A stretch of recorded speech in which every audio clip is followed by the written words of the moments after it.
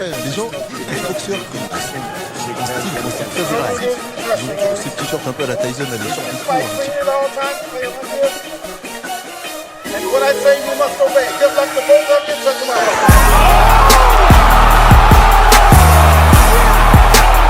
Et là, Maïva, c'est son milieu. La droite est rentrée. Ouais, le crochet. Magnifique shot. Ah, c'est un vrai coup au corps. Et ouais, le crochet au foie, il a touché. Là, c'est un vrai coup au corps. Pendant Bigouan, encore Maïva un va rouge. au corps. Allez, c'est met dur là, qui a arrêté. Oui, forcément, elle remet un genou au sol. Elle regarde son point.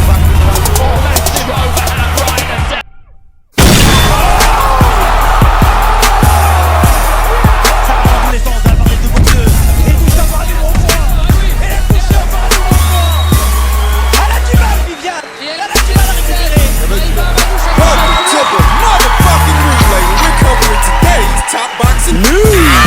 Okay, we'll start with this per a source by way of ESPN. Michaela Mayer lines up title unification bout versus Maiva Hamadouche. The article reads, the fight could be a main event depending on what other fights end up scheduled in the fall. According to the source, the Hamadouche-Mayer fight was potentially going to be in June, where she fought Farias. But Hamadouche wanted to attempt to qualify for the Olympics, changing the timeline of the bout. I was just waiting to get through this fight to get to Maiva, Mayer said after Saturday's win. Remind her that I'll see her soon. Mayer made her first defense against Farias. She has wanted the fight against Hamadouche since the beginning of 2021, when she told ESPN her goal was to unify the division as soon as possible. I've been pretty open about the fact that I want to unify this division, Mayer said in January of 2021, her plans. I don't want to wait. I don't want to fight non-champions next. I want to go straight into unification bouts. The 31-year-old Hamadouche, Just a year older than Michaela. last fought Nina Pavlovic in Milan on December 17th, 2020, knocking her out. Hamadouche won her title in 2016 and has defended it 6 times. What do I think about this story? What do I think about this news? I maintain my original position that the fight could have happened sooner because there were 5 months in between the Hamadouche-Pavlovic fight and the Mayer versus Farias fight. And if Michaela really wanted that fight to happen sooner than later, I believe that it could have, but it would have taken place on a Matchroom show, not a top-ranked show. About 5 or 6 months in between both of those fights. I believe that the fight could have happened sooner if Michaela Mayer would have been willing to cross the street, if she would have been willing to have the fight as part of a Matchroom show as opposed to a top-ranked show on her side of things. If you want my honest opinion as to why the fight hasn't happened yet, that would be the why, that would be the reason, because Michaela needs every advantage she can get against Maiva Hamadouche, who, if I'm being honest, I'm not sure that she can beat. I'm being serious. Before this past weekend's fight, I wasn't sure that Michaela had amassed enough professional experience yet to take on someone like Maiva Hamadouche and emerge the victor. That was before this weekend's fight. After this weekend's fight, those doubts were amplified. You know, Erica Farias is solid, and she proved to me She still got it. that she's still got more left in the tank, that perhaps she's not ready to retire, that there are other situations out there for her, for Erica Farias, because against Michaela at 130 pounds, while she didn't win the fight, she still looked solid. That could be because Erica's still a very strong physical specimen, or it could be because Michaela just ain't got enough pop to assert herself against Erica Farias. And if you can't assert yourself against a 36-year-old, 17 months inactive, coming off of 2 back-to-back losses, Erica Farias, if you can't impose your will on a fighter under those circumstances, what are the odds you're going to do that with Maiva? In case you're not aware of this, Maiva Hamadouche is one of the strongest punchers in the entire sport of women's boxing, one of the pound-for-pound most devastating punchers in the entire sport. The likes of the previous era's French bomber, Sophie Anne Mathis, who ragdolled Holly Holm, quite famously, I might add, ragdolled Holly, and to a lot of people, actually beat Christina Hammer long before Christina locked horns with Clarissa Shields. I mean, Sophie was DQ'd in that fight, but those who saw it feel that Sophie knocked Christina Hammer out. Maiva Hamadouche as a puncher is on the level of a Sophie Anne Mathis, with a lot more volume, a lot more aggression. She's coming after Michaela. I'm just going to come right out and say this. You can't finesse fight your way out of a fight with Maiva Hamadouche. She will have none of it. You can't just stick and move, jab right hand your way out of Maiva's crosshairs. It's not that simple. These very polished textbook boxers like a Mikaela Mayer come apart at the seams under the pressure of fighters like Maiva Hamadouche. Michaela's in trouble. And I don't think that Mikaela packs an authoritative enough jab or a devastating enough right hand to get Maiva's respect. Maiva, who will be the shorter fighter in the fight, the fighter with the lower center of gravity. And the harder target. You might think that because Maiva Hamadouche comes barreling forward, throwing a barrage of punches, that might make her an easier target for Mikaela Mayer. But you've got to think about this stylistically. Mikaela Mayer likely isn't going to want to mix it up with Maiva deep in the pocket, mid-range to inside. Mikaela will likely be looking to fight the fight long distance, long range, behind her straight shots and her stature. Using her height. As Mikaela Mayer has a very statuesque frame as far as super featherweights go. And that's likely the fight that Mikaela is going to be looking to fight. That's a hard fight to fight with someone like Maiva because she can get under and around those straight shots. And when she gets inside, all hell is going to break loose. As strange as this might sound, a fighter that's eye level to a Maiva Hamadouche might actually have an easier time catching Maiva with a shot as she's coming in, as opposed to a taller fighter with longer arms, because Maiva, the smaller fighter with the lower center of gravity, will be more balanced as she comes forward and put that taller fighter in a very awkward place, an awkward position, especially if that taller fighter is looking to fight the fight behind straight punches, behind straight shots, the way that Mikaela might. And Mikaela, not being the biggest puncher and not having the most productive work rate, it just doesn't look good. I see a situation where this fight could have happened sooner under the auspices of the holy priests over there in that room. It could have happened sooner, but it didn't, because I think the Mayer people wanted to ensure that this happens on the top rank side of things, where Mikaela will have every advantage, and she's going to need it. I thought more of Mikaela than what she showed me in the Iva Brutnitska fight. Iva Brutnitska, who is in no way, shape, or form a big puncher and offensively leaves you wanting quite a bit.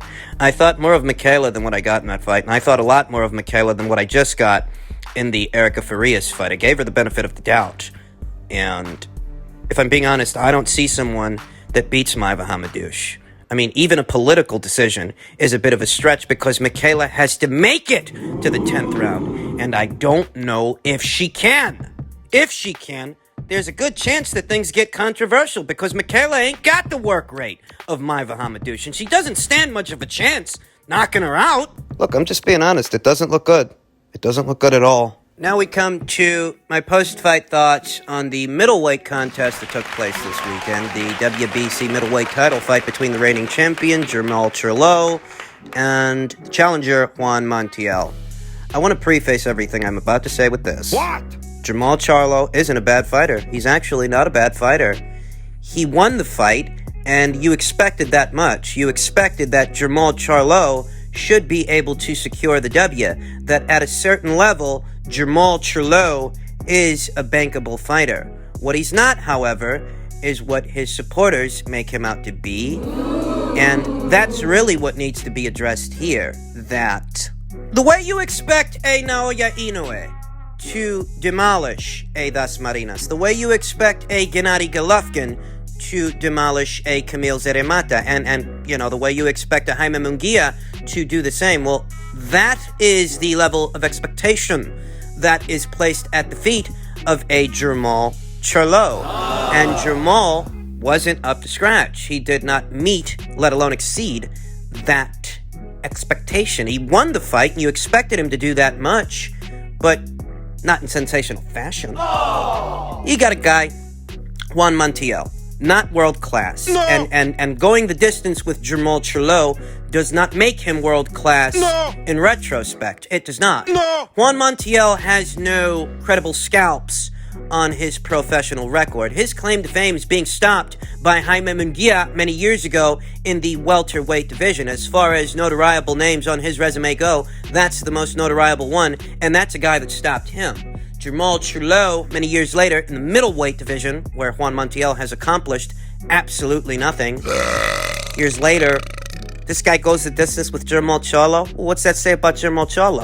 I mean, if it were Canelo Alvarez going the distance with this fighter, if it were Gennady Golovkin going the distance with this fighter, Demetrius Andrade going the distance with this fighter, Ryota Murata going the distance with this fighter, if it were any one of them, what would Jermall Charlo's biggest supporters say?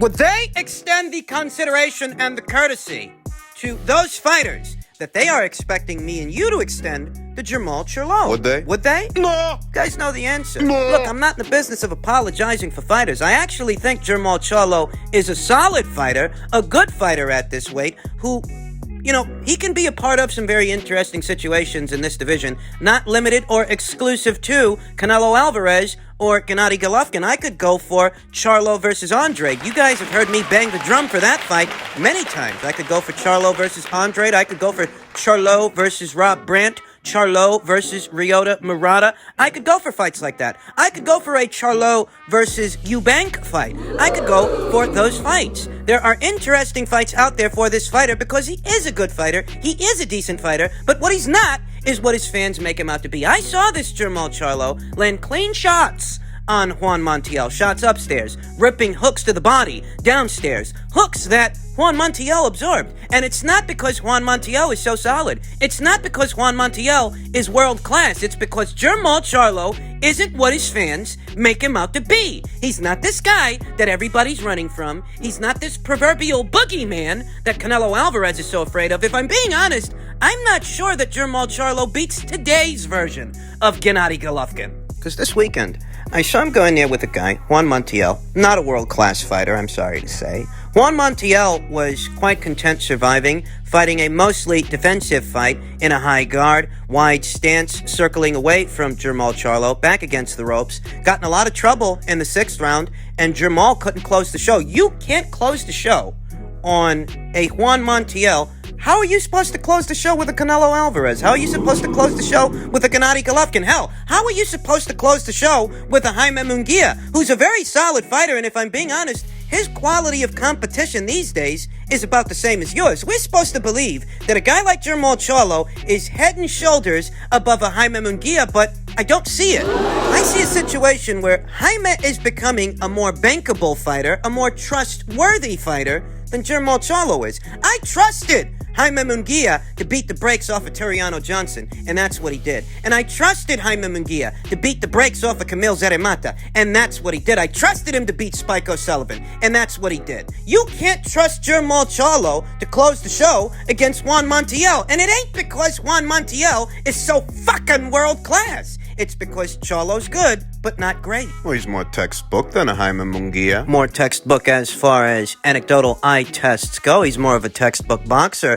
than a Jaime, but I don't know that at this weight he's more bankable than a Jaime. I can trust Jaime to finish a guy that he's supposed to finish, whereas with Jermall, what are you supposed to say? We're supposed to sit here and pretend that Juan Montiel is something that he isn't so that Jermall Charlo doesn't look bad for having gone the distance with him? Is that what I'm supposed to do? Well, I'm not going to do that. Fuck that. Fuck that fucking shit. Fuck it. This is the guy that said that he'd knock out David Benavidez. He can't knock out Juan Montiel. He's going to knock out Benavidez. He's going to knock out Canelo. Give me a break. Saturday's fight is why that guy don't want to go to 168. Saturday's fight is why he's happy sitting on his hands in the middleweight division, waiting for consideration from Gennady Golovkin, waiting for consideration from Canelo Alvarez, knowing that he's not going to get it. Jermall Charlo, one of the more statuesque middleweights in today's middleweight division, is squeezing into the middleweight division because he knows he ain't got big power at middleweight. He'll have even less at super middleweight. Don't fucking talk to me about the Daddy Bianchenko fight. Don't talk to me about how solid he looked against Sergey and how much better he looked against Sergey than Danny Jacobs or Gennady Golovkin did, because by the time Jermall Charlo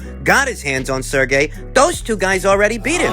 Those two guys already battered him. And he was coming right off a loss and 12 months of inactivity. That's what he was coming off of by the time Jermall got his hands on him. And don't fucking pretend that that didn't have nothing to do with how that guy looked. It did. I'm telling you want to keep lying to yourself about Jermall Charlo, you can do that. But what you're not going to do is blow smoke up my ass about the guy. I know what I'm looking at. And I'm looking at a basic 1-2 fighter who's a good fighter, but not a great fighter. And not the kind of guy that Canelo Alvarez needs to worry about. You wanted a post-fight recap? That's a fucking post-fight recap. Post-fight, Jermall Charlo said, let's see if Andrade can beat the dude I just fought, and then we'll talk. There is Jermall placing yet another obstacle, another barrier in front of what is so obviously the best fight for him and the most available one at this time. He said, I don't make the fights. What the hell is Lions Only Promotions if you don't make the fights? Isn't that your promotional company? I don't pick the fights, you know. Whatever circumstances that he in, I'm not here for none of that. I'm a fighter. I own Lions Only Promotions, but I don't have rights to make sanctioned bouts and to make the commissioners of each belt, and he fights on a different network. I'm not into all that, all right? I just say if you want to fight, you know how to make it happen. That's all I'm about. Like, I'm not going to go back and forth with him, but he's a horrible fighter. He's a horrible fighter. I mean, it's going to be a horrible fight. What you saying? Like, you know, whatever. I'm cool with all that, you know? I'm not here to talk shit about anybody. We're warriors. I'm down to get in the ring with anybody, except Demetrius Andrade. I just showed y'all a fight like, you know, let's see if he could beat dude I just fought. You know what I'm saying? And then we'll talk. You know, like, whatever is right. What fucking ever? You know, Tom Brown,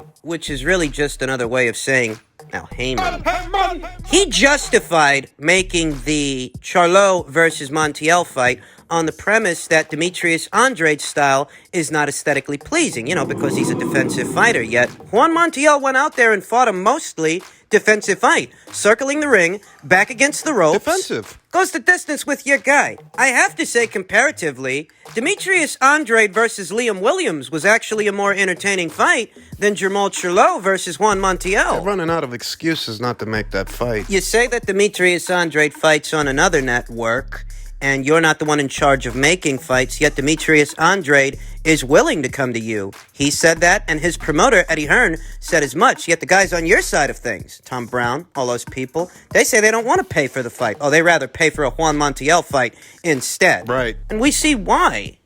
Not that networks really should be an issue when there's a guy on your same side of the street, David Benavidez, who you called out last year. He wants to fight you. He fights on the same networks as you, and you don't want to fight him either. So are networks really the issue here? As a consumer, I want to see the best fights, the very best fights possible. And the best fight possible for both of these guys right now, the best available fight, is the fight with each other. Demetrius seems to want it, and his handlers are willing to make it, but that feeling is not shared on the other side of the aisle. That is why the blame for it is placed at the feet of the PBC, placed at the feet of Tom Brown, placed at the feet of Jermall Charlo, who in so many words said that if he can't get Canelo or Golovkin, he's going to keep fighting in fights like this. Well, I don't want to see more fights like this. So long as you keep fighting in fights like this, you're going to be in the hot seat.